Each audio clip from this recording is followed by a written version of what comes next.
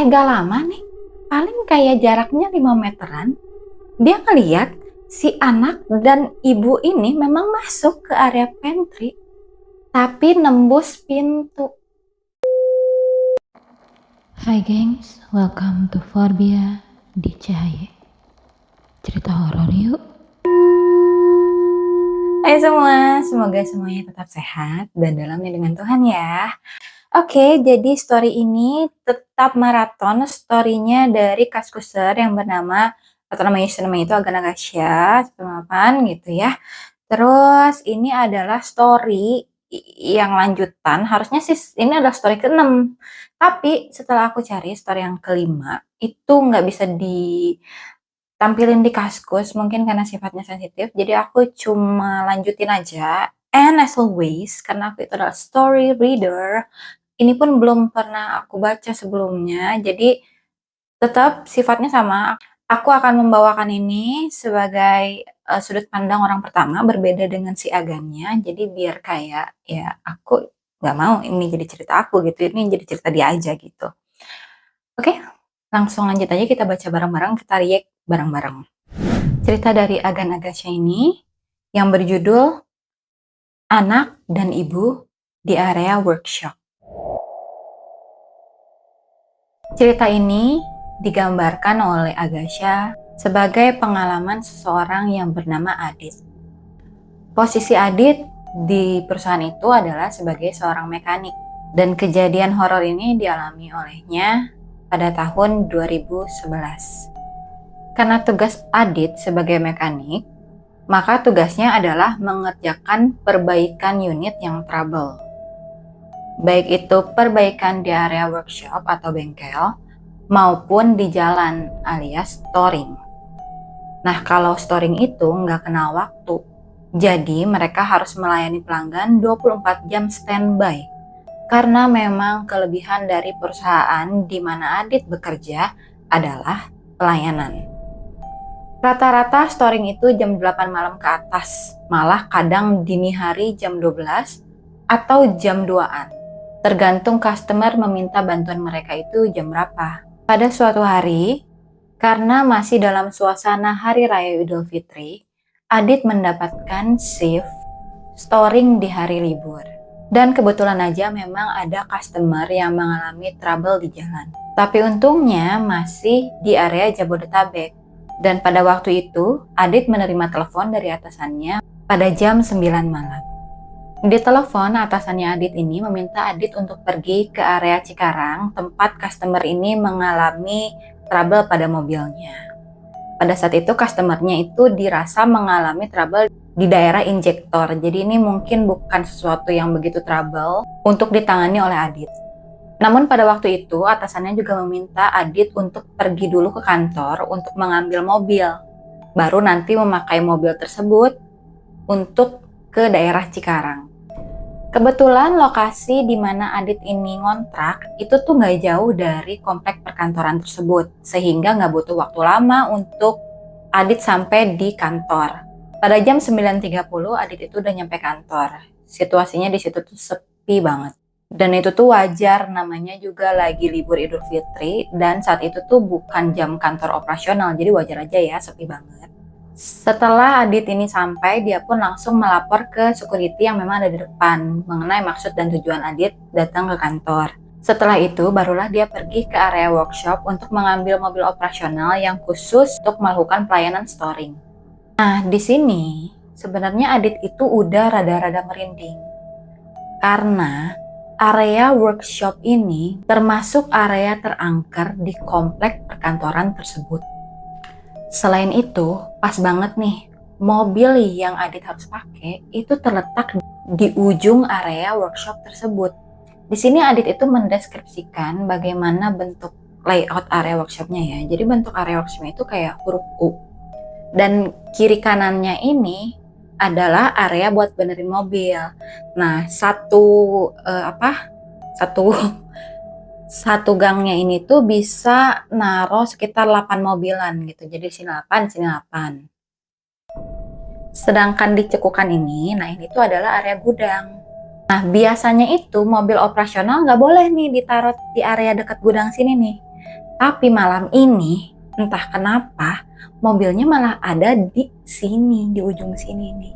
Nah, di salah satu anggaplah sisi ini ya, di sisi ini itu tingkat 2. Nah, di tingkat keduanya itu ada ruangan buat staff nih, tapi ruangan staffnya itu dilapisin oleh dinding kaca ya, kayak jendela gitu. Cuman nggak begitu see-through karena memang ada kaca filmnya. Nah, tempat yang lantai 2 ini buat kayak ganti baju mekanik sama buat paperworknya gitu. Nah, waktu Adit itu nyampe di ruang workshop ini, dia tuh entah kenapa kayak pengen lihat ke si lantai 2 itu tuh, kayak aduh kayaknya ada yang membisikkan seolah-olah lihat dong gitu. Tapi dia tuh di sini udah nahan-nahan supaya jangan ngelihat ke atas karena dia takut akan terjadi atau akan melihat sesuatu yang kurang mengenakan gitu buat dia. Di sini dia fokus aja langsung maju ke area cekungan ini. Dia langsung ke dalam mobil operasional, manasin mobil dan buru-buru keluar dari area tersebut supaya dia bisa langsung pergi ke Cikarang. Oke, di sini aku juga mikir tadi akan terjadi sesuatu ya, tapi ternyata enggak, dia langsung ke Cikarang, guys. Aku di sini udah deg-degan juga. Oke, langsung aja ya. Di sini pun dia bilang nih, skip ya saat dia storing, kata dia gitu. Aku nggak tahu, jadi kita nggak tahu ya terjadi apa nih di sini. Tapi kata dia, skip kejadian di saat dia di sana, saat dia benerin pun dia skip. Yang pasti dia nyampe di kantor lagi itu jam 12:30 dini hari. Nah, pas dia nyampe, dia tuh langsung lapor ke security kalau mobil yang dia tadi pakai itu akan dia taruh di area pool. Nah, tapi ternyata nggak dibolehin nih sama si security karena sedang ada pengerjaan soil test oleh departemen maintenance. Dan kata Adit dalam hati itu, oh pantas aja ini mobil tuh ditaruhnya bener-bener di ujung tuh di area workshop situ. Soalnya ya karena ada ya si soil test ini. Tanpa curiga sedikit pun, nih si Adit ini langsung masuk ke area workshop untuk parkir. Nah, disinilah mulai nih ada gejala-gejala aneh. Jalan menuju ke area workshop dari pos security itu seperti melewati taman kecil. Nah, di tengah taman kecil itu sebenarnya ada pohon kapuk yang kayaknya itu udah mati. Tapi entah kenapa sepertinya nggak ada satupun yang mau menebang atau membuang pohon tersebut. Sekelebat, Adit seperti melihat ada satu sosok yang terbang dari pohon tersebut ke lantai 2 area perbaikan yang memang menjadi tempat tujuan Adit buat naruh mobil itu. Dan di sini sebenarnya Adit tuh bisa ngelihat cukup jelas ya, karena penerangan di area tersebut tuh cukup terang. Dalam hati Adit tuh kayak, aduh apaan nih gitu kan. Terus dia perhatiin memang si sosok tersebut ya, kayak masuk ke area ruang ganti mekanik gitu loh, yang tadi disebutin.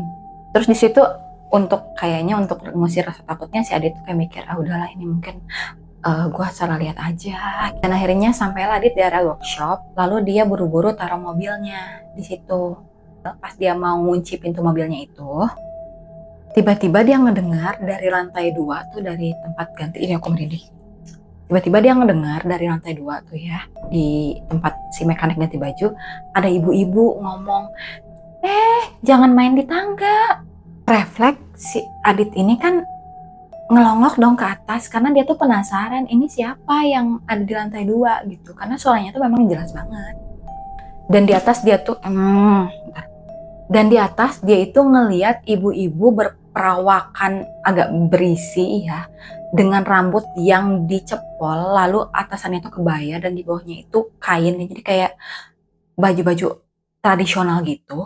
Dia tuh lagi ngeliat ke area ujung di lantai 2 dan memang itu adalah tangga gitu, tangga besi. Akhirnya si Adit pun refleks lagi, dia ngeliatin si ibu ini tuh lagi ngomong sama siapa yang ada di tangga itu. Dan di sana dia ngeliat ada anak kecil kayak sekitar umur 10 tahunan lagi naik turun tangga, kayak lagi main di tangga tersebut.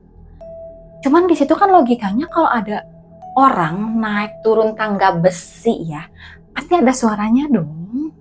Nah, tapi itu tuh gak ada suaranya sama sekali, hening. Tapi di sini tuh si Adit masih berusaha buat positive thinking gitu. Dia tuh mikirnya kayak mungkin ini ibu-ibu penjaga kantin masih ada di sini dan mungkin itu adalah anaknya gitu. Dan terus si ibu-ibu ini tuh kayak cuek banget sama Mas Adit yang ada di bawah. Padahal jarak Mas Adit sama dia tuh paling ya cuma 15 meteran doang.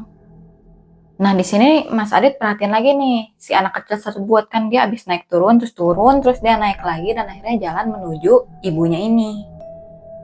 Terus di situ si ibunya tuh kayak lagi nasehatin anaknya lah, lagi marahin anaknya kalau yang dilakukan anaknya itu ya mungkin bahaya atau gimana gitu ya. Tapi gak lama, si anak ini kok tiba-tiba noleh ke arah si Adit. Udah itu sambil nunjuk-nunjuk lagi. Nah dari situ si ibu ini akhirnya ngeliat lah ke arah Mas Adit karena anaknya nunjuk ke arah Mas Adit kan. Terus di situ Mas Adit kayak bingung gitu kan. Nah karena posisinya tuh ya memang lantai 2 itu agak remang-remang lah ya. Jadi nggak begitu bisa kelihatan wajah mereka. Di situ Mas Adit ya udahlah, maksudnya karena mereka ngeh ada Mas Adit, akhirnya Mas Adit pun kayak nanya gitu ya, ini mak kantin ya gitu, kayak ini kamu ibu kantin ya atau apa gitu kan. Nah di situ pas disapa sama Mas Adit, ibu sama anaknya ini ya diem aja, nggak ngejawab ataupun nggak ngeresponin apa-apa. Dan karena kebetulan si Mas Adit ini posisinya memang rada lapar, dan dia tuh entah gimana dia mikirnya, mungkin si ibu kantin ini bawa makanan nih. Kebetulan kalau bawa makanan aku mau minta gitu kali ya. Akhirnya dia ngomong lagi, "Mak, lapar nih, lagi bawa stok makanan buat security di depan ya." Gitu. Tapi di sini si ibu-ibu itu tuh nggak balas pertanyaannya si Mas Adit, tapi dia tuh ngelambain tangan, nyuruh si Mas Adit ini ke atas kayak sini-sini gitu kali. Nah ya udah tuh karena si Mas Adit lihat isyarat kalau dia disuruh naik ke atas, dan kebetulan si ibu ini tuh sambil kayak jalan ke area pojok yang dimana area pojokan itu ada pantry memang. Di situ mulai lega lah si Mas Adit karena berarti ini fix ini ibu kantin. Ya udah tuh akhirnya si Mas Adit buru-buru tuh naik ke tangga besi tuh ya, naik ke tangga besi tuk tuk tuk tuk tuk dia jalan gitu. Tapi sambil tetap merhatiin ibu dan anak ini gitu ya, tapi sambil naik tangga.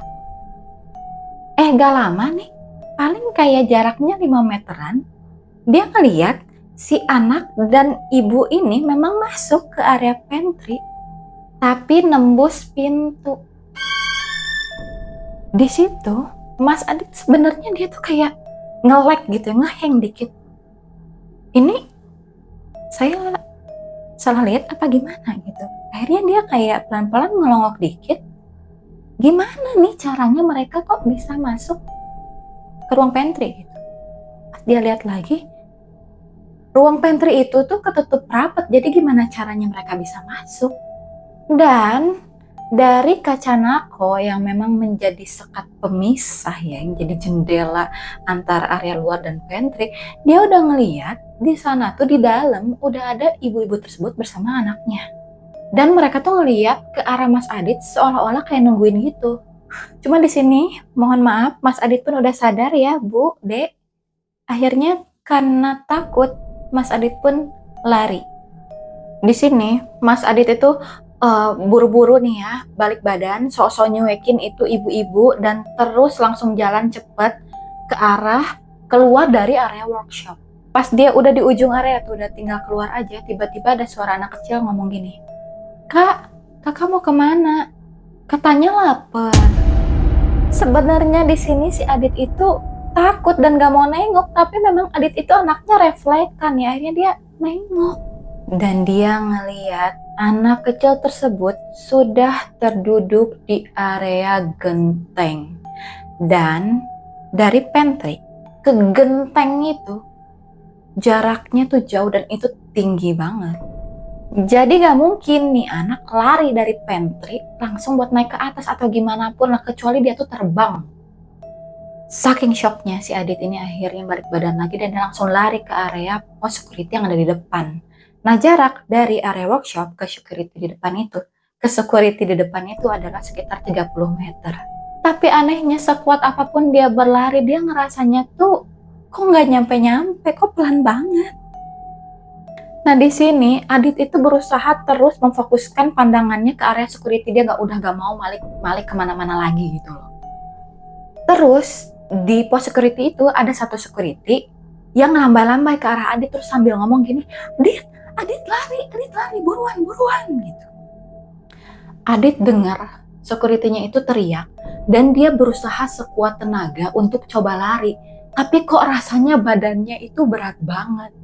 Nah itu security-nya tuh teriak-teriak terus nyuruh lari, tapi dia sendiri tuh gak berani lari buat ngedeketin si Adit gitu. Jadi security-nya juga di situ doang. Nah di sini Adit itu udah bodo amat, dia coba sekuat tenaga ya lari cepet. Apapun itu dia sambil baca-baca doa. Nah pas Adit ini ngelewatin pohon kapuk, dia mendengar seperti suara barang jatuh dan barangnya tuh kayaknya gede banget. Refleks lagi ini, Adit menoleh ke arah sumber suara dan tiba-tiba Adit ngeliat ibu-ibu itu ada di bawah pohon kapuk. Itu ibu-ibu ternyata pakaiannya compang-camping, malah kelihatannya lebih kayak nenek-nenek. Rambutnya tuh panjang sampai lengan, keriting kasar gitu modelnya. Cuma itu doang yang bisa Adit gambarin. Dan di sana tiba-tiba Adit memiliki kekuatan super buat kabur dan lari sampai ke pos security. Pas udah sampai ke pos security, Adit itu langsung disuruh duduk sama security-nya sambil dia ngasih air putih hangat ke Adit. Di situ Adit kayak mengatur nafasnya dulu sama menyiapkan mentalnya. Lalu gak lama akhirnya Adit nanya ke security-nya, "Pak, tadi itu apaan? Kok Bapak nyuruh saya lari? Tadi di sana saya ngeliat ibu-ibu sama anak kecil, Pak. Lagian Mas Adit berani banget ke sana sendirian. Kita security aja gak berani ke sana sendiri. Paling minta temenin sama yang jaga di pos monyet. Terus Bapak nyuruh saya lari kenapa?" "Itu tadi di belakang Mas ada sosok yang ngejar Mas.